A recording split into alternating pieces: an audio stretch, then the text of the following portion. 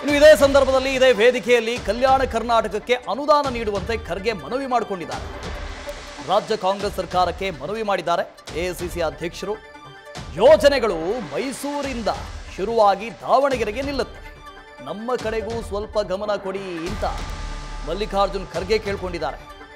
1 ಲಕ್ಷ ಕೋಟಿ ಕೊಟ್ಟರೂ ನಿಮ್ಮ ಭಾಗಕ್ಕೆ ನಮ್ಮ ಭಾಗ ಸಮ ಆಗೋದೇ ಇಲ್ಲ.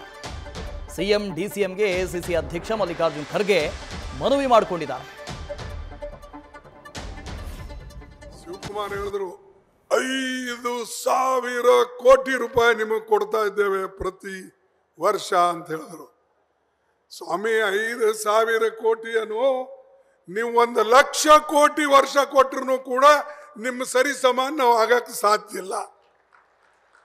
ನಿಮ್ಮ ಸರಿ ಸಮಾನ ಆಗಬೇಕು ಅಂದರೆ ನಮಗೂ ಕೂಡ ಅಷ್ಟು ಪಾಲ ಕೊಡಿ. ಏನೇ ಬಂತು ನೀವೇ ತಗೊಳ್ತೀರಿ. ಮೈಸೂರ್ಲಿಂದ ಶುರು ಆಗ್ತದೆ, ದಾವಣಗೆರೆ ಹತ್ರ ನಿಂತು ಹೋಗ್ತದೆ, ಮತ್ತು ಮುಂದಕ್ಕೆ ಬರಲ್ಲ, ಅದು ಬಳ್ಳಾರಿಗೂ ಬರಲ್ಲ.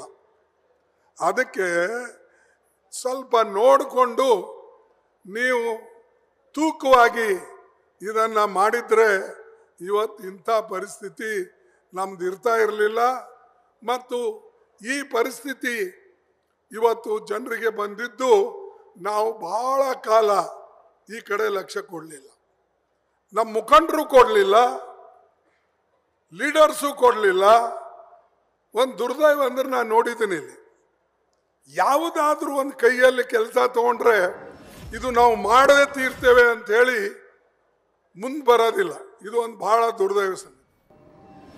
ಅಲ್ಲಿ ವೇದಿಕೆಯಲ್ಲಿ ಡಿಸಿಎಂ ಇದ್ದಾರೆ, ಇದ್ರೂ ಕೂಡ ಎಐಸಿಸಿ ಅಧ್ಯಕ್ಷರ ಅಸಹಾಯಕತೆಯನ್ನು ನೋಡಿ. ಸ್ವಲ್ಪ ನಮ್ಮ ಕಡೆನೂ ನೋಡ್ರಿ, ಕಲ್ಯಾಣ ಕರ್ನಾಟಕ ಭಾಗವನ್ನು ನೋಡ್ರಿ, ಇಲ್ಲಿಗೇನೂ ಸಿಗ್ತಾ ಇಲ್ಲ. ನಿನ್ನೆಯಷ್ಟೇ ಬಜೆಟ್ ಮಂಡನೆ ಆಗಿದೆ, ಬಜೆಟ್ ಮಂಡನೆಯ ನಂತರದಲ್ಲಿ ಈ ಮಾತನ್ನು ಹೇಳ್ತಾ ಇದ್ದಾರೆ. ನಿಜಕ್ಕೂ ಇದು ಎಐಸಿಸಿ ಅಧ್ಯಕ್ಷರ ಅಸಹಾಯಕತೆನ ಗೊತ್ತಾಗ್ತಾ ಇಲ್ಲ.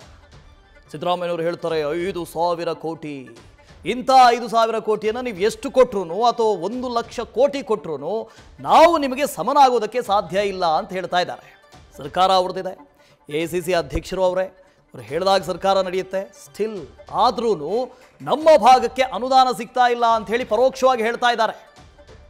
ಒಂದು ಕಡೆ ಶಾಸಕರೇ ಹೇಳ್ತಾ ಇದ್ದಾರೆ ನಮ್ಮ ಕ್ಷೇತ್ರಗಳಿಗೆ ಅನುದಾನ ಸಿಗ್ತಾ ಇಲ್ಲ ಅಂತ, ಇನ್ನೊಂದು ಕಡೆ ಎಐಸಿಸಿ ಅಧ್ಯಕ್ಷರು ಸ್ವತಃ ಹೇಳ್ತಾ ಇದ್ದಾರೆ ನಮ್ಮ ಭಾಗಕ್ಕೆ ಅನುದಾನ ಸಿಗ್ತಾ ಇಲ್ಲ, ನೋಡಿ ಇತ್ತ ಕಡೆ ಸ್ವಲ್ಪ ಅಂತ ಕೇಳ್ತಾ ಇದ್ದಾರೆ. ನ್ಯೂಸ್ ಫಸ್ಟ್ ನಿರ್ಭೀತಿಯಿಂದ ನಿಮ್ಮ ಪರವಾಗಿ.